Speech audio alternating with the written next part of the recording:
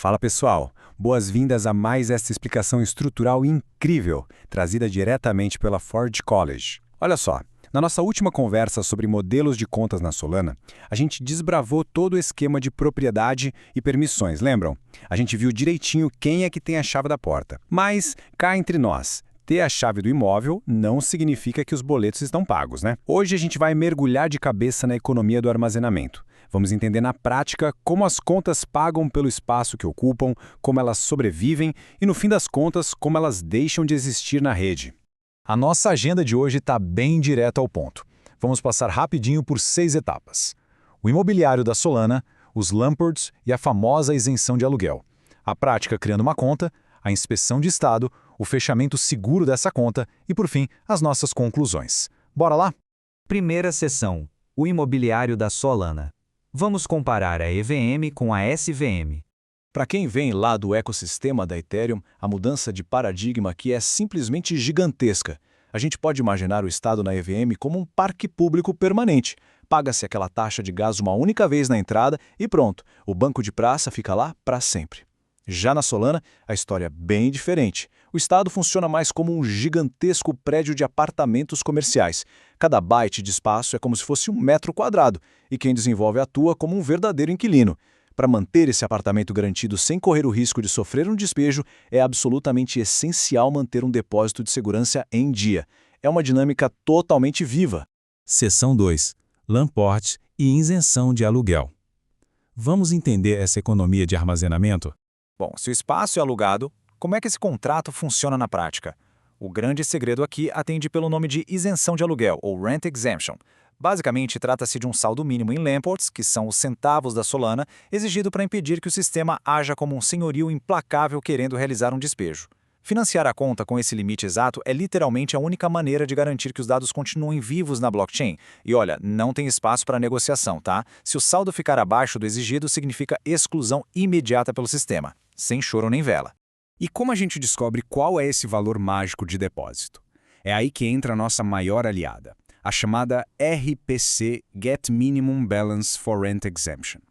É super fundamental sempre consultar a rede de forma dinâmica, passando o tamanho exato em bytes da conta, simplesmente porque os custos de armazenamento podem mudar com o tempo. Colocar esse valor fixo, chumbado direto no código, é a receita perfeita para o fracasso. O esquema é sempre perguntar para a rede primeiro: vem cá, quanto é que custa manter esse espaço hoje? Consolidando tudo isso na cabeça, a gente chega no modelo mental central apoiado em 3 pilares. Primeiro, o proprietário, que é quem controla de fato as permissões de gravação. Segundo, o espaço, que define o tamanho físico da conta em bytes. E terceiro, os Lamports, que são o que efetivamente paga por esse armazenamento todo. Entender essa harmonia sagrada entre quem controla, o espaço que a conta ocupa e o dinheiro que sustenta isso é exatamente o que separa quem apenas copia código da internet dos verdadeiros arquitetos da rede Solana. Seção 3. Prática. Chegou a hora de construir a conta com o script Node.js.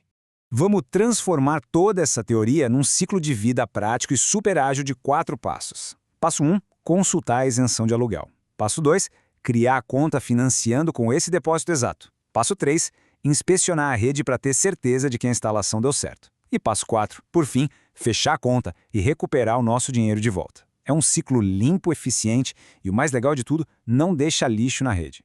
Usando a biblioteca oficial @solana/web3gs, o mapeamento dessas ações é direto ao ponto. Para descobrir o saldo mínimo, a gente usa a função de isenção que já vimos para obter os Lamports precisos. Depois, a criação física da conta acontece via System Program Create Account, amarrando aquela nossa chave pública, os Lamports e o espaço alocado. Em seguida, a gente faz a verificação usando o Get Account Info. E aqui vai uma dica de ouro, pessoal. Roda esse fluxo inteirinho primeiro no validador local ou na DevNet, usando fundos de airdrop.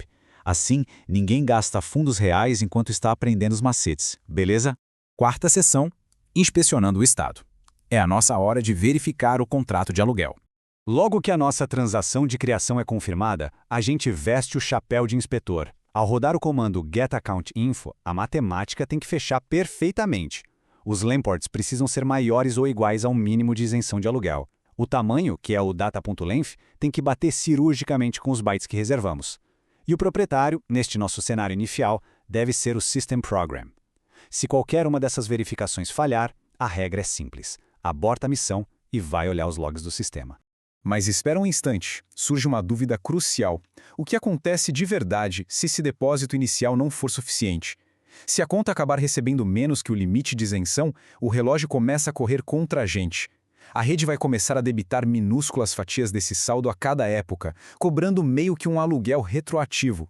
É como se o Sr. Yu estivesse literalmente leiloando os móveis do apartamento aos pouquinhos para cobrir os boletos. E quando o saldo finalmente atinge zero, a conta sofre uma purgação total. Fica claríssimo que a isenção não é uma opção, é sobrevivência básica. Seção 5. Fechamento e recuperação. Chegou o momento de devolver as chaves.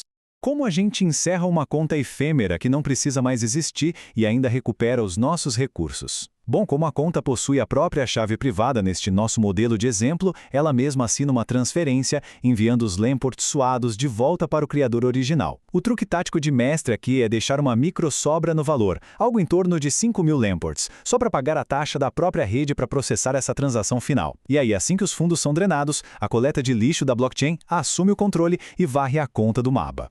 O resultado desse processo todo é maravilhoso e irrefutável. Consultar o Get Accounts Info novamente logo após o fechamento vai retornar um vazio e glorioso nu.